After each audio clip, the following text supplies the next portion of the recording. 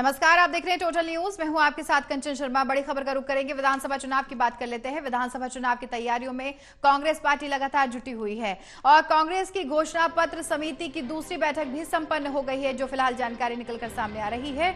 दूसरी बैठक थी जो कि संपन्न हो गई है, खत्म हो गई है। बैठक में कांग्रेस प्रभारी मौजूद रही हैं और चुनाव की रणनीति को लेकर के इसमें चर्चा हुई है। बता दें कि छत्तीसगढ़ में अब से कुछ ही महीनों में आचार संहिता लग जाएगी और इस बात के संकेत मुख्य निर्वाचन आयुक्त राजीव कुमार ने दिए हैं। इसके बाद ही सभी राजनीतिक दल कमर कस चुके हैं, तैयारियों में जुट चुके हैं। कांग्रेस की बात कर रहे हैं हम, जिसमें कांग्रेस की घोषणा पत्र समिति की आज दूसरी बैठक हुई है, जिसमें प्रभारी कुमारी शैलजा भी वहां पर शामिल हुई। इसी बीच वो भी मौजूद थी। इसी दौरान क्या कुछ कहा है उन्होंने, जरा सुनवा देते हैं। ये पूरे देश भर में देखेंगे, यदि आप परसेंटेज निकालेंगे तो परसेंटेज में आपके जनप्रतिनिधि कम आएंगे। उसमें व्यापारी भी हैं, अधिकारी भी हैं और भी लोग हैं। ये आरोप लगाना कि कांग्रेस के ऊपर कार्रवाई कर रही है, मैं समझता हूँ ये उचित नहीं है और गलत वक्तव्य है कांग्रेस का। जो भी उसके राडार में आएंगे उनको अधिकार है, जहाँ से सूचना मिल रही है तहकीकात हो रही है और उनको अधिकार है, स्वतंत्र एजेंसी है, वो कार्रवाई करेगी। लेकिन जिस प्रकार से कार्रवाई हो रही है तो कांग्रेस के नेता ये बताए ना कि उनके यहाँ कुछ नहीं मिल रहा है करके, रातों रात में कहाँ से कहाँ लोग पहुँच गए और आखिर जेल में जो जा रहे हैं, चाहे अधिकारी हो चाहे बाकी जो लोग हों, इसका मतलब ये है कि कहीं ना कहीं उनको जो सूचना मिल रही है वो सूचना सही है। इन सब बातों पर ध्यान करेगी, हमारी समिति ध्यान करेगी और सुझाव जो भी अलग अलग जगह से आएंगे उन सब पर हमारा सब ग्रुप जो है, सब कमेटी महिलाओं की, वो उन सब बातों को इकट्ठा, सुझावों को इकट्ठा करके समिति को सौंपेंगे और उस पर सब विचार करेंगे। ये एक बहुत महत्वपूर्ण मुद्दा है। महंगाई का जो केंद्र सरकार की गलत नीतियों के कारण आज सारे देश की महिलाएं त्रस्त हैं। बहुत महत्वपूर्ण मुद्दा है। ये गलत नीति है केंद्र सरकार की, भाजपा सरकार की, मोदी सरकार की, और उससे राहत हर एक नागरिक चाहता है और हर एक बहन चाहती है कि मोदी जी की सरकार ने जो उनके साथ छलावा किया है, चाहे उज्ज्वल योजना की बात कही हो, चाहे और जो भी बातें कही हों, लेकिन आज महंगाई इनके कारण हुई है।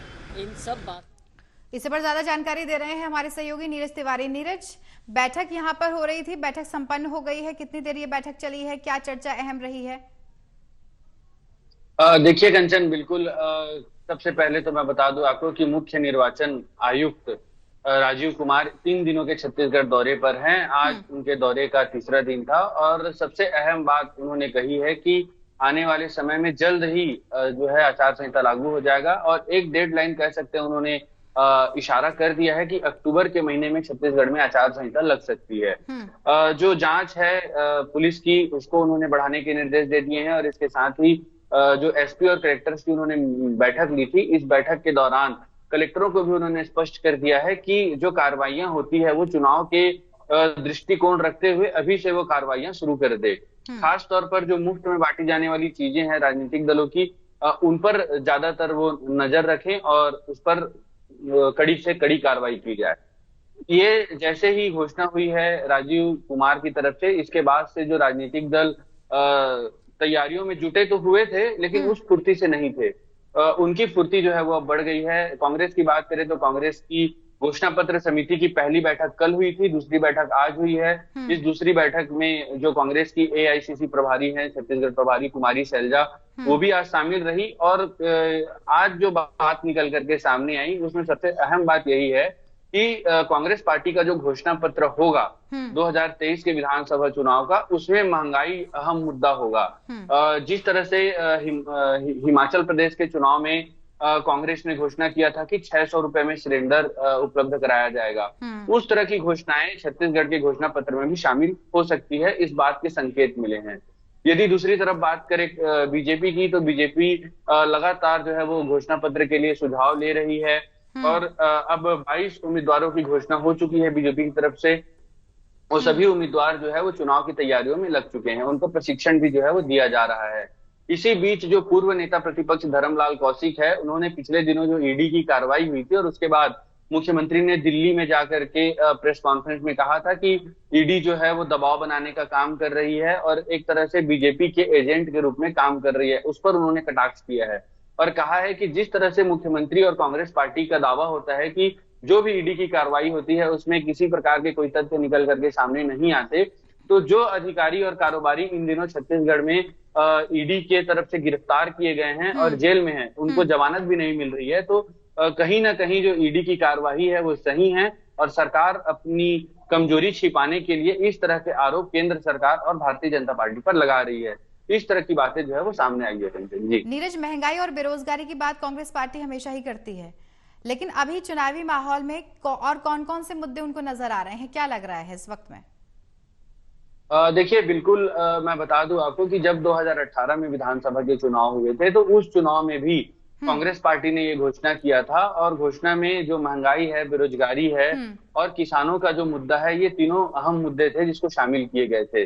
किसानों के मुद्दे की बात करें तो धान का समर्थन मूल्य सबसे ज्यादा पूरे देश में देने का वादा कांग्रेस पार्टी ने किया था। 2500 रुपए समर्थन मूल्य की घोषणा हुई थी और सरकार बनते ही 2500 रुपए का समर्थन मूल्य छत्तीसगढ़ में शुरू हो गया।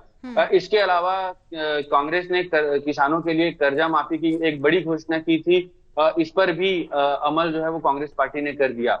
बेरोजगारों के लिए जो घोषणा कांग्रेस पार्टी ने की थी उस घोषणा में बेरोजगारी भत्ता की बात कही गई थी। ये बेरोजगारी भत्ता जो है 5 साल की सरकार में 4 साल तो देखने को नहीं मिला, लेकिन अंतिम का जो ये वर्ष है, अप्रैल से जो नया वित्तीय वर्ष शुरू हुआ है 2023-24 का, 1 अप्रैल से राज्य सरकार ने बेरोजगारों को 2500 रुपए बेरोजगारी भत्ता देना शुरू कर दिया है।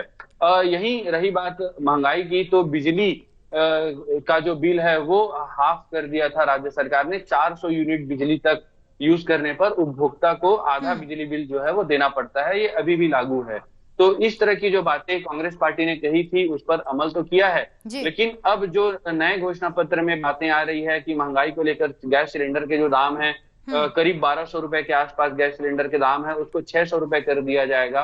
और इसके साथ ही जो बेरोजगार जो युवा है और जो संविदा में है या कह सकते हैं कि दूसरे स्तर पर राज्य सरकार के संस्थानों में काम कर रहे युवा हैं, रोजगार कर रहे कर्मचारी हैं, उनको नियमित करने की एक बात जो है वो इस घोषणा पत्र में शामिल हो सकती है। हालांकि ये बात पिछले घोषणा पत्र में थी लेकिन उस पर अमल नहीं हो पाया। कुछ तकनीकी खामियां जो है वो सरकार ने गिनाई थी, लेकिन अब उन तकनीकी खामियों को दूर करके इस पर अमल करने की बात घोषणा पत्र में शामिल हो सकती है। यानी इस बार का जो घोषणा पत्र होगा नीरज, वो काफी इंटरेस्टिंग होने वाला है, ऐसा लग रहा है मुझे आपकी बातों से। चलिए फिलहाल बहुत बहुत शुक्रिया और आगे जानकारी आपसे